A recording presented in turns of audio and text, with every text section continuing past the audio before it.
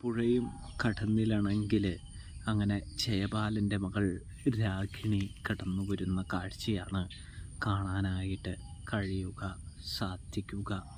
രാഖിണി വരുമ്പോൾ തന്നെ നമ്മുടെ ആരായിട്ട് കാവേരിയുമായിട്ട് ഒന്ന് കൊമ്പ് കോർക്കുന്ന കാഴ്ച കാണാനായിട്ട് കഴിയുന്നുണ്ട്, സാധിക്കുന്നുണ്ട്. ഇതേ സമയം കാവേരിയെ മറച്ചിട്ടിട്ട് ഒരു കൈസഹായം വേണോ എന്ന് ചോദിക്കുമ്പോഴാണ് ഇത് ജയപാലൻ്റെ മകൾ രാഖിണിയാണെന്ന് കാവേരി തിരിച്ചറിയുന്നത്. തിരിച്ച് അതേപോലെ ഇടിച്ചിട്ടിട്ട് നമ്മുടെ രാഖിണിയോട് ചോദിക്കുന്നുണ്ട്, നിനക്കൊരു കൈസഹായം വേണോ എന്ന്. കണ്ണൂർക്കാരൻ അരവിന്ദൻ്റെ മോളെ വീഴ്ത്താൻ മാത്രമുള്ള ചങ്കുറപ്പോ പിഴക്കോ നിനക്കായിട്ടില്ല എന്ന് പറയുന്നത് കാണാനായിട്ട് കഴിയുന്നുണ്ട്, സാധിക്കുന്നുണ്ട് പ്രേക്ഷകരെ, പ്രിയ കൂട്ടുകാരെ.